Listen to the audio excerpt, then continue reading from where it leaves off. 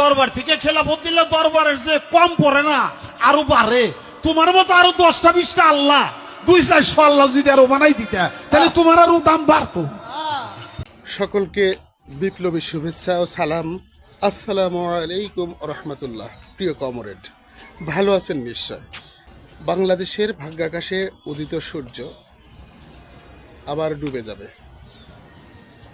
সেই ডুবন্ত, সেই অন্ধকারচ্ছন্ন, সেই তমসায় পূর্ণ অমাবস্যার ঘোর ঘন কালো অন্ধকারপূর্ণ বাংলাদেশ আলোর মুখ দেখবে কবে? তার কোনো সুনির্দিষ্ট ভবিষ্যৎ আখ্যান করা খুবই কঠিন। দর্শক, 24-এর গণ অভ্যুত্থানে জুলাই আগস্টে শত শত হাজার হাজার মানুষের রক্ত প্রাণ এর বিনিময়ে যে বাংলাদেশ আজকে এসে দাঁড়িয়েছে, সেই বাংলাদেশকে আবারও বিতর্কিত, আবারও অন্ধকারে, আবারও নানাবিধ ষড়যন্ত্রের মুখে ঠেলে দেওয়া হয়েছে। এক শ্রেণীর কুচক্রী মহল অন্ধকার থেকেই ঢিল ছুটছে, অন্ধকার থেকেই কুপরিকল্পনা, ষড়যন্ত্র এগুলো করে বাংলাদেশের মধ্যে শান্তি শৃঙ্খলাকে ধ্বংস করতে চেষ্টা করছে। তারই আলোকে আমরা দেখতে পাচ্ছি যে ধারাবাহিক এই ষড়যন্ত্র পরিকল্পনার অংশ হিসেবে বাউল শিল্পীদেরকে ব্যবহার করা হয়েছে। আল্লাহর কথার কোনো গুয়া মাথা আমি কিছুই পাই না।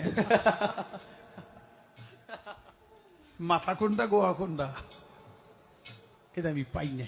এখানে একজন জ্ঞানী হিসেবে যদি বলা হয় তাকে, যেই বাউল বাংলাদেশের মধ্যে বাউল জগতের মহারাজ হিসেবে আখ্যা পেয়েছে বাউলদের নিকট থেকে,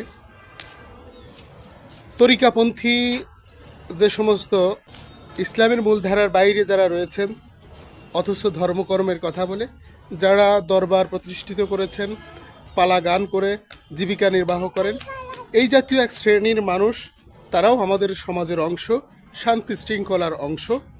তারাও বিভেদ বিসম্বাদ থেকে ঊর্ধ্বে থাকার কথা ছিল। এই দেশকে তারাও ভালোবাসে। যদিও মাইজ ভান্ডারী তরিকত ফেডারেশন আওয়ামী লীগের সাথে মহাজোটের সাথে যুক্ত থেকে তারা এই দুঃশাসনের অংশীদার ছিল বলে মনে করা হয় যে এই বাউল গোষ্ঠী সেই মাইজ ভান্ডারী তরিকার যেই গোপন ষড়যন্ত্রের অংশীদার হিসেবেও বাংলাদেশের বিরুদ্ধে উঠে পড়ে লাগতে পারে। কারণ যদি তিনি বাউল জগতের মহারাজ হয়ে থাকেন, তাহলে তাদের কাছে তিনি অনেক জ্ঞানী, অনেক গুণী এবং সম্মানিত। সাধারণ মানুষ আমরাও তাকে অনেক সম্মান করে থাকি। তিনি অনেক জ্ঞানগর্ভ কথা তার আলোচনায় বলে থাকেন বলে মনে করেন তিনি, এবং তার যারা অনুসারী রয়েছেন, ফলোয়ার রয়েছেন, তারাও মনে করেন যে তিনি অনেক গভীর এবং জ্ঞানগর্ভ কথাই আলোচনা করেন। অথচ আমরা বুঝতে পারি, যারা সাধারণ কোরআন সুন্নাহ সম্পর্কে সামান্যতম জ্ঞান রয়েছে, তারাও বুঝতে পারি যে তারা মূলত প্রাতিষ্ঠানিক কোনো লেখাপড়া, স্কুল কলেজ মাদ্রাসা ভার্সিটি বা এই জাতীয় প্রাতিষ্ঠানিক কোনো লেখাপড়া তারা তেমনটা করেন না। এই বাউল জগতের অনেক মানুষকে আমরা দেখি যে তারা সামান্য স্বল্প শিক্ষিত, অক্ষর জ্ঞানকে পুঁজি করে তারা গুরুমুখী বিদ্যাকে গ্রহণ করে সেই গুরুর নিকট থেকে যে বিদ্যা অর্জন করেন সেইভাবেই তারা ডেলিভারি দিয়ে থাকেন।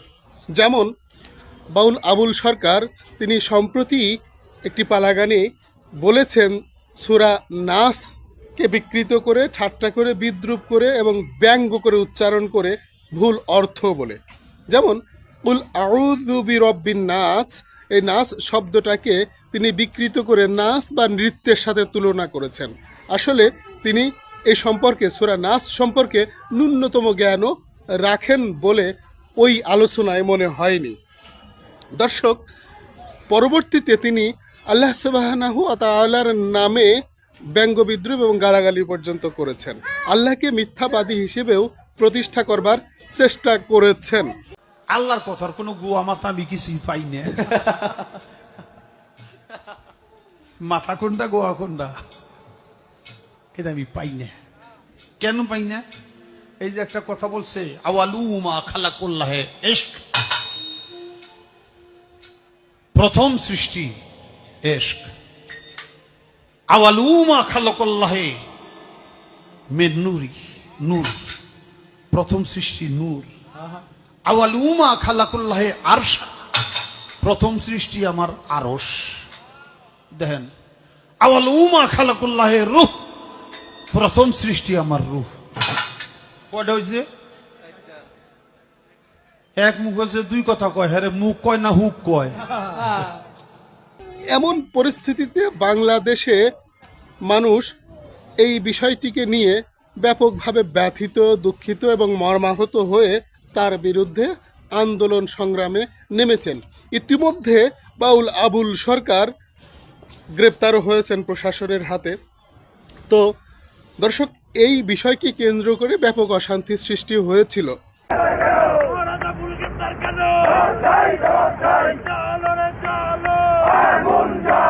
অশান্তির পরিবেশ সৃষ্টি হয়ে রয়েছে।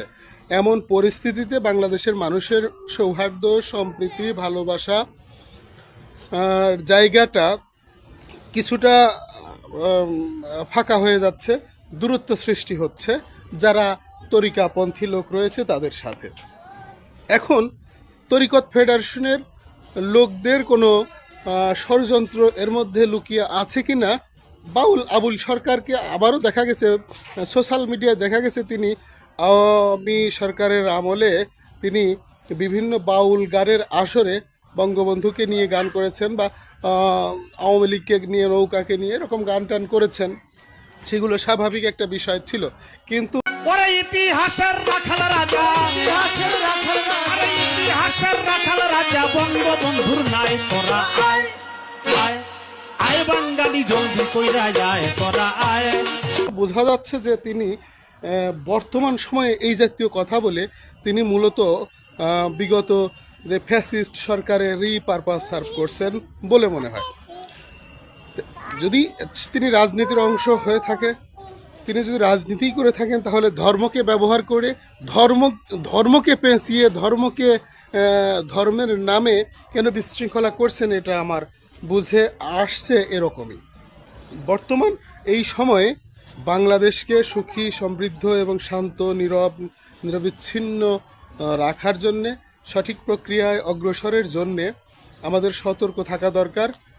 বিশেষ করে যারা রাজনৈতিক কর্মকাণ্ডের সাথে জড়িত রয়েছেন, যারা রাজনীতি করছেন, দেশকে ভালোবাসেন, তাদের প্রতি উদাত্ত আহ্বান, তারা ধৈর্য এবং সহিষ্ণুতার সাথে এদেশকে পরিচালনা করুন। সাধারণ মানুষের শান্তি শৃঙ্খলা বজায় রাখার জন্য আপ্রাণ চেষ্টা করুন। আসসালামু আলাইকুম, ভালো থাকবেন।